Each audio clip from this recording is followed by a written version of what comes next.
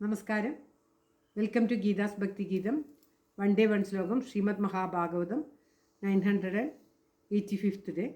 Today 29th sloka of Pradhamaskandam 12th chapter. For details please see the description box. Geetha's ഭക്തി ഗീതം ഒരു ദിവസം ഒരു ശ്ലോകം. ശ്രീമദ് മഹാഭാഗവതം ഇന്ന് 985 ദിവസം. പ്രഥമസ്കന്ധത്തിലെ 12ാമത്തെ അധ്യായത്തിലെ 29ാമത്തെ ശ്ലോകം. ഓം നമോ ഭഗവതേ വാസുദേവായ. ഓം ശ്രീകൃഷ്ണ പരമാത്മനേ നമ. ഹരിശ്രീ ഗണപതയേ നമ.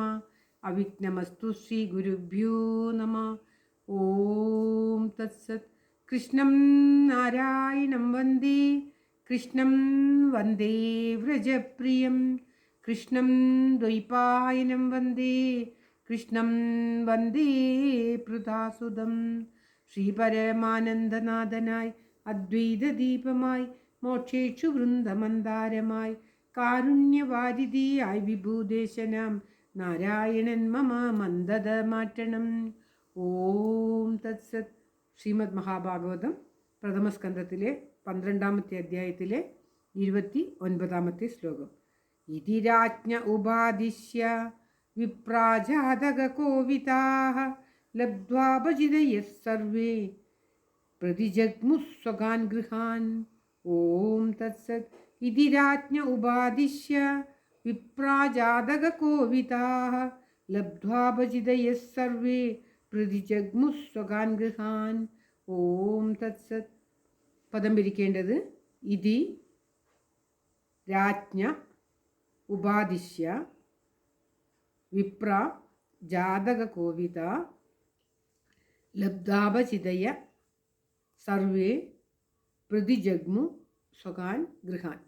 അതായത് ഇതി ഇപ്രകാരം രാജ്ഞേ രാജാവിനോട്, അതായത് ധർമ്മപുത്രരോട്, യുധിഷ്ഠിരനോട്, ഉപാദിശ്യ ഉപദേശിച്ച പ്രകാരം, ഉപദേശിച്ചതിന് ശേഷം, പറഞ്ഞ ശേഷം, വിപ്രാ ബ്രാഹ്മണർ വേദജ്ഞാനികളായിട്ടുള്ളവർ, ജാതക കോവിധ ജാതകം നോക്കുന്നതിൽ അത്യന്തം വിദഗ്ധരായവർ, അതായത് ഭാവിയൊക്കെ പ്രവചിക്കുന്നതിൽ അത്യന്തം വിദഗ്ധരായിട്ടുള്ളവർ, ലബ്ധാപചിതയ രാജാവിൽ നിന്നും ഉചിതമായ, അതായത് യുധിഷ്ഠിരൻ ധർമ്മപുത്രർ അവർ ഇപ്രകാരമൊക്കെ തൻ്റെ പൗത്രനെക്കുറിച്ച് പറഞ്ഞതിൽ സന്തോഷമായി നിറയെ അവർക്ക് ആവശ്യപ്രകാരമുള്ള വേണ്ടത്ര പ്രതിഫലം ലഭിച്ചവർ, സർവേ എല്ലാവരും, പ്രതിജഗ്മു തിരികെ പോയി, സ്വകാൻ ഗൃഹാൻ അവരവരുടെ, സ്വകാൻ അവരവരുടെ, ഗൃഹാൻ ഗൃഹത്തിലേക്ക്, അവരവരുടെ വീടുകളിലേക്ക് എല്ലാവരും സന്തോഷത്തോടുകൂടി ആ കുഞ്ഞിൻ്റെ ഭാവി പ്രവചിച്ചു പോയി.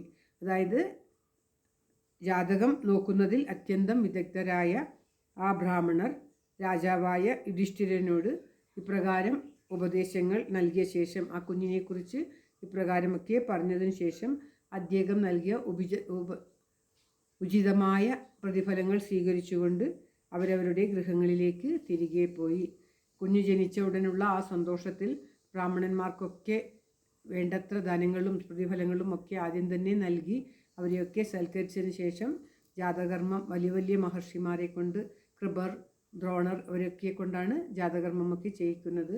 അതൊക്കെ ചെയ്തതിന് ശേഷം ബ്രാഹ്മണരോട് ചോദിക്കും. അവരും കുറേ പ്രവചിച്ചു. അതിനുശേഷം വീണ്ടും ഈ ബ്രാഹ്മണരോട് ഭാവിയിൽ ഈ കുഞ്ഞ് എപ്രകാരമായിരിക്കും, നമ്മുടെ എല്ലാം ഇതിനനുസരിച്ചിട്ട് പാരമ്പര്യത്തിനനുസരിച്ച് നന്നായി രാജ്യം ഭരിക്കുമോ എന്ന് ചോദിക്കുകയും, അപ്പോൾ ആ ബ്രാഹ്മണർ പറഞ്ഞ മറുപടിയാണ് നമ്മൾ അനേകം ശ്ലോകങ്ങളിലൂടെ കണ്ടത്. ആ ശ്ലോകങ്ങളിലൊക്കെ ആ കുഞ്ഞ് ഇപ്രകാരമായിരിക്കും, പ്രഹ്ലാദനെ പോലെ ഭക്തിമാനായിരിക്കും, മഹാബലിയെ പോലെ ആയിരിക്കും, അങ്ങനെ ഓരോരുത്തരുടെയും എല്ലാ ഇതിലും രന്തിദേവനെ പോലെ ദാനശീലനായിരിക്കും, ഇങ്ങനെ പലതും പറഞ്ഞ് ആ കുഞ്ഞിനെ പുകഴ്ത്തുകയാണ്. അപ്രകാരം ആ കുഞ്ഞ് ഒടുവിൽ ഒരു ബ്രാഹ്മണപുത്രൻ്റെ ശാപത്തിന് ഇരയായിട്ട്, എന്നാൽ ആ ശാപത്തിൽ നിന്നും ശ്രീമദ് മഹാഭാഗവതം ശുഖബ്രഹ്മർഷിയിൽ നിന്നും കേട്ട് ശാപത്തിന് മുന്നേ തന്നെ മുക്തി നേടും എന്നൊക്കെ പറഞ്ഞിട്ട് അത് കേട്ട ഉടനെ അത്യന്തം സന്തോഷവാനായ ധർമ്മപുത്രർ വേണ്ട ഉചിതമായ ധനം അവർക്ക് നൽകുകയും ആ ധനമൊക്കെ സ്വീകരിച്ച്, വേണ്ടതൊക്കെ സ്വീകരിച്ച് അവർ സന്തോഷത്തോടു കൂടി അവരവരുടെ ഗൃഹങ്ങളിലേക്ക് തിരിച്ചുപോയി എന്നുമാണ് ഈ ശ്ലോകത്തിൽ പാരായണം ചെയ്ത് സമർപ്പിച്ചത്. ശ്ലോകം ഒരിക്കൽ കൂടി. ഓം തത്സത്. ഇതി രാജ്ഞ ഉപാദിശ്യ വിപ്രാജാതക കോവിദ ലബ്ധാഭജിതയഃ സർവേ ലബ്ധാഭജിതയഃ സർവേ പ്രതിജഗ്മു സ്വഗാൻ ഗൃഹാൻ. ഓം തത്സത്. സർവത്ര ഗോവിന്ദനാമ സങ്കീർത്തനം. ഗോവിന്ദ ഗോവിന്ദ. എല്ലാവരുടെയും നന്മയ്ക്കും ആയുരാരോഗ്യ സൗഖ്യത്തിനുമായി പ്രാർത്ഥിച്ചുകൊണ്ട് ശ്ലോകം ഭഗവാന്റെ തൃക്കാൽക്കൽ സമർപ്പിക്കുന്നു. Geetha Rajan. Thank you for watching. All the best. Have A very very nice day. God bless you. ദൈവം അനുഗ്രഹിക്കട്ടെ. എല്ലാവർക്കും എല്ലാവിധ ആയുരാരോഗ്യ സൗഖ്യവും നന്മയും ഉണ്ടാകട്ടെ. ഓം തത്സത്.